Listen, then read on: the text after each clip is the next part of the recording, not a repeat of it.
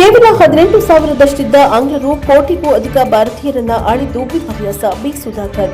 ವ್ಯಾಪಾರಕ್ಕಾಗಿ ಭಾರತಕ್ಕೆ ಬಂದ ಸುಮಾರು 18,000ದಷ್ಟಿದ್ದ ಆಂಗ್ಲರು ಕೋಟಿಗೂ ಅಧಿಕ ಜನಸಂಖ್ಯೆ ಹೊಂದಿದ್ದ ಭಾರತೀಯರ ಮೇಲೆ ದಬ್ಬಾಳಿಕೆ ನಡೆಸಿ ಸುಮಾರು 200 ವರ್ಷಗಳ ಕಾಲ ಆಡಳಿತ ನಡೆಸಿದ್ದು ವಿಪರ್ಯಾಸ. ದೇಶದಲ್ಲಿದ್ದ ಸಣ್ಣ ಪುಟ್ಟ ರಾಜರು, ಸಾಮಂತರು ಹಾಗೂ ಪಾಳೆಗಾರರ ಅಧಿಕಾರದ ಆಸೆ, ಪರಸ್ಪರ ದ್ವೇಷ ಮತ್ತು ಅಸೂಯೆಯೇ ಬ್ರಿಟಿಷರು ಭಾರತವನ್ನು ಆಳಲು ಪ್ರಮುಖ ಕಾರಣವಾಯಿತು ಎಂದು ಭದ್ರಾ ವನ್ಯಜೀವಿ ತನಿಖೆಬೈಲು ವಲಯ ಅರಣ್ಯಾಧಿಕಾರಿ ವಿ. ಸುಧಾಕರ್ ತಿಳಿಸಿದರು. ಧೂಪದ ಖಾನ್ ಸರ್ಕಾರಿ ಕಿರಿಯ ಪ್ರಾಥಮಿಕ ಶಾಲಾ ಆವರಣದಲ್ಲಿ ನಡೆದ 80ನೇ ಸ್ವತಂತ್ರ ದಿನಾಚರಣೆಯ ಧ್ವಜಾರೋಹಣದ ಬಳಿಕ ನಡೆದ ಸಮಾರಂಭದಲ್ಲಿ ಮಾತನಾಡಿದ ಅವರು, ಇಂದು ಕಾಲ ಬದಲಾಗಿದೆ. ಯುವಜನರು ಶಿಕ್ಷಣ ಪಡೆದು ದೇಶದ ವಿವಿಧ ಉನ್ನತ ಹುದ್ದೆಗಳನ್ನು ಅಲಂಕರಿಸುತ್ತಾ ಇದ್ದು, ದೇಶದ ಅಭಿವೃದ್ಧಿಗೆ ಅವಿರತವಾಗಿ ಶ್ರಮಿಸುತ್ತಿರುವುದು ಶ್ಲಾಘನೀಯ ಎಂದರು.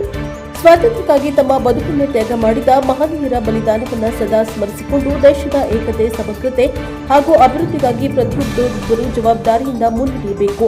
ಇದು ನಮ್ಮೆಲ್ಲರ ಆದ್ಯ ಕರ್ತವ್ಯವಾಗಿದೆ ಎಂದು ಅವರು ಹೇಳಿದರು.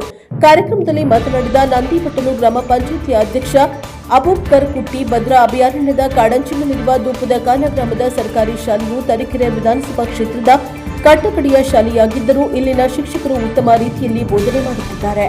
ಶಾಲೆಗೆ ಮಕ್ಕಳನ್ನ ಕಳುಹಿಸಿದ ಪೋಷಕರ ಮನವೊಲಿಸಿ ಮಕ್ಕಳನ್ನ ಶಾಲೆಗೆ ದಾಖಲಿಸುವ ಮೂಲಕ ಶಿಕ್ಷಣದ ಮಹತ್ವವನ್ನು ಸಾರುತ್ತಿದ್ದಾರೆ ಎಂದರು. ಶಿಕ್ಷಕರ ಪರಿಶ್ರಮದ ಫಲವಾಗಿ ಗ್ರಾಮದ ಅನೇಕ ವಿದ್ಯಾರ್ಥಿಗಳು ಉತ್ತಮ ಶಿಕ್ಷಣ ಪಡೆದು ಇಂದು ವಿವಿಧ ಸರ್ಕಾರಿ ಹುದ್ದೆಗಳಲ್ಲಿ ಕಾರ್ಯವನ್ನು ನಿರ್ವಹಿಸುತ್ತಿರುವುದು ಹೆಮ್ಮೆಯ ಸಂಗತಿ ಎಂದು ಅವರು ತಿಳಿಸಿದರು. ಶಾಲಾ ಮುಖ್ಯೋಪಾಧ್ಯಾಯ ನಾಗರಾಜಪ್ಪ ಧ್ವಜಾರೋಹಣ ನೆರವೇರಿಸಿ ವಿದ್ಯಾರ್ಥಿಗಳಿಗೆ ಹಿತವಚನ ನೀಡಿದರು. ಕಾರ್ಯಕ್ರಮದಲ್ಲಿ ಶಾಲಾ ಅಭಿವೃದ್ಧಿ ಸಮಿತಿ ಅಧ್ಯಕ್ಷ ಮೊಹಮ್ಮದ್ ಕಬೀರ್ ಹಾಗೂ ಪದಾಧಿಕಾರಿಗಳು, ಶಿಕ್ಷಕರಾದ ಅರುಣ್ ಕುಮಾರ್ ಮತ್ತು ನಾಗರಾಜಪ್ಪ, ಅಂಗನವಾಡಿ ಶಿಕ್ಷಕಿ ಸಂಗೀತ, ತನಿಖೆಬೈಲು ಭದ್ರಾ ವನ್ಯಜೀವಿ ಉಪವಲಯ ಅರಣ್ಯಾಧಿಕಾರಿ ಪ್ರದೀಪ್, ಕರವಿ ಹೋಬಳಿ ಉಪಾಧ್ಯಕ್ಷ ಬದಿಯಾ ನಾಯ್ಕ, ವಿವಿಧ ಸಂಘ ಸಂಸ್ಥೆಗಳ ಪದಾಧಿಕಾರಿಗಳು, ಹಳೆ ವಿದ್ಯಾರ್ಥಿ ಸಂಘದ ಪದಾಧಿಕಾರಿಗಳು, ಗ್ರಾಮಸ್ಥರು ಹಾಗೂ ಪೋಷಕರು ಹೆಚ್ಚಿನ ಸಂಖ್ಯೆಯಲ್ಲಿ ಉಪಸ್ಥಿತರಿದ್ದರು. ಬ್ಯೂರೋ ರಿಪೋರ್ಟ್ ಪ್ರದೀಪ್ ಹೆಚ್ಚಿ, ಪ್ರಜಾಪವರ್ ಟಿವಿ, ತರೀಕೆರೆ. ಮುದ್ದು ಮಕ್ಕಳೇ, ಇವತ್ತಿನ ದಿನ ನನಗೆ ಈ ಒಂದು ಸಮಾರಂಭಕ್ಕೆ ಕರೆಸಿದ್ದಕ್ಕೆ ನಾನು ಮೊದಲು ಥ್ಯಾಂಕ್ಸ್ ಹೇಳಬೇಕು. ನಿಜವಾಗ್ಲೂ ನಾನು ತುಂಬ ಶಾಲೆ ಮಕ್ಕಳು ಇರ್ತಾರೆ, ಅವರಿಗೆ ಇಂಟ್ರಾಕ್ಟ್ ಮಾಡಿ ಹೋಗ್ಬೇಕಾಗತ್ತೆ ಅಂತ ಅನ್ಕೊಂಡಿದ್ದೆ. ಇಲ್ಲಿ ನೋಡಿದ್ರೆ ಇಲ್ಲಿ ಗ್ರಾಮಸ್ಥರು ಎಲ್ಲರೂ ಕೂಡ ಬಂದಿರೋದು ಈ ಒಂದು ಸ್ವಾತಂತ್ರ್ಯೋತ್ಸವಕ್ಕೆ ನೋಡಿ ನಾನು ತುಂಬಾ ಖುಷಿ ಆಯ್ತು. ಆಕ್ಚುಲಿ ಕೆಲವೊಂದ್ ಕಡೆ ತಾಲೂಕು ಮಟ್ಟದಲ್ಲೂ ಕೂಡ ಜನರು ಪಬ್ಲಿಕ್ಸ್ನ ಸೇರ್ಸೋದು ಕಷ್ಟ. ಅಂಥದ್ರಲ್ಲಿ ಒಂದು ಸಣ್ಣ ಗ್ರಾಮದಲ್ಲಿ ಎಲ್ಲಾ ಗ್ರಾಮಸ್ಥರು ಇಲ್ಲಿ ಬಂದು ಸೇರಿರೋದು ನೋಡಿ ತುಂಬಾ ಖುಷಿ ಆಯ್ತು. ಅದರಲ್ಲೂ ಹೆಡ್ ಮಾಸ್ಟರ್ ಹೇಳುವಾಗ 3 ವಿಶೇಷ ನಾನು ಗಮನಿಸಿದ್ದು ಏನು ಅಂತ ಹೇಳಿದ್ರೆ, ಈ ಊರಲ್ಲಿ ಮಸೀದಿನೂ ಇದೆ, ಚರ್ಚು ಇದೆ, ಶಿವನ್ ದೇವಾಲಯನೂ ಇದೆ ಅಂತ ಹೇಳಿದ್ರು. ಇಲ್ಲೇ ಇದೆ ನೋಡಿ, ಸಾಕು ನಮಗೆ. ಸೆಕ್ಯುಲಾರಿಟಿ ಅನ್ನೋದು ಇಲ್ಲೇ ನಾವು ಕಾಣ್ಬೋದು, ಈ ಒಂದು ಗ್ರಾಮದಲ್ಲೇ ಕಾಣ್ಬೋದು. ಎಲ್ಲರೂ, ಕೆಲವರು ಬುರ್ಕ ಹಾಕಿದ್ದಾರೆ, ಕೆಲವರು ಕುಂಕುಮ ಇಟ್ಕೊಂಡಿದ್ದಾರೆ, ಕೆಲವರು ಇದರಲ್ಲೂ ಬಂದಿದ್ದಾರೆ, ಕ್ರಿಶ್ಚಿಯನ್ಸ್ ಕೂಡ ಕಾಣಿಸ್ತಿದ್ದಾರೆ. ನಂಗೆ ಬಹಳ ಖುಷಿ ಆಯ್ತು. ಆಕ್ಚುಲಿ ನಾನು ಸುಮಾರಷ್ಟು ಪ್ರೋಗ್ರಾಮ್ಗಳನ್ನ ನಾನು ಅಟೆಂಡ್ ಮಾಡಿದ್ದೀನಿ. ನನಗೆ ತುಂಬಾ ಮನಸ್ಸಿಗೆ ಖುಷಿ ನೀಡಿದಂತ ಒಂದು ಪ್ರೋಗ್ರಾಮ್ ಅಂತೇಳಿ ಹೇಳ್ಬೋದು ಇದನ್ನ. ಸೊ ಏನು ಅಂತ ಹೇಳಿದ್ರೆ,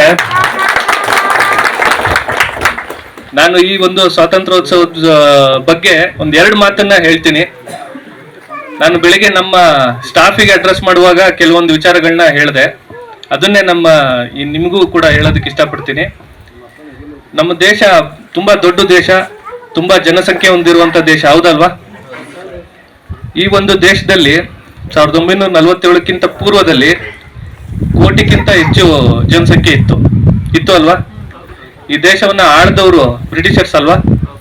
ಅವ್ರು ಎಷ್ಟು ಜನ ಇದ್ರು ಗೊತ್ತಾ? ಕೇವಲ 18,000 ಜನ ಇದ್ರು. 18,000 ಜನ ಈ ಒಂದು ದೊಡ್ಡ ದೇಶ ಮತ್ತೆ ಇಷ್ಟೊಂದು ಬೃಹತ್ ಜನಸಂಖ್ಯೆ ಇರುವಂತ ದೇಶವನ್ನ ಆಳಿ ಹೋಗಿದ್ದಾರೆ ಅಂತ ಹೇಳಿದ್ರೆ, ಅದು ನಮ್ಮೆಲ್ಲರ ವೀಕ್ನೆಸ್ ಅಷ್ಟೇ. ನಮ್ಮಲ್ಲಿ ಯೂನಿಟಿ ಇರ್ಲಿಲ್ಲ, ನಮ್ಮನ್ನ ಡಿವೈಡ್ ಮಾಡಿದ್ರು, ಆಳಿದ್ರು ಅಷ್ಟೇ. ಅವ್ರು ಮಾಡಿದ ಸಿಂಪಲ್ ಟ್ಯಾಕ್ಟಿಕ್ಸ್ ಅಷ್ಟೇ. ಉನ್ನತ ಅಧಿಕಾರಗಳನ್ನ ಅವ್ರು ಇಟ್ಕೊಂಡ್ರು, ಕೆಳ ಹಂತದ ಅಧಿಕಾರಗಳನ್ನ ನಮ್ಮ ದೇಶದ ಜನಕ್ಕೆ ಕೊಟ್ರು.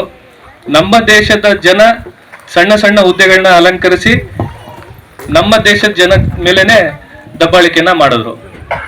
ಸೊ ಈ ಒಂದು ವಿಚಾರನ ಜಪಾನ್ ದೇಶದಲ್ಲಿ ಪಾಠ ಆಗಿಟ್ಟಿದ್ದಾರೆ.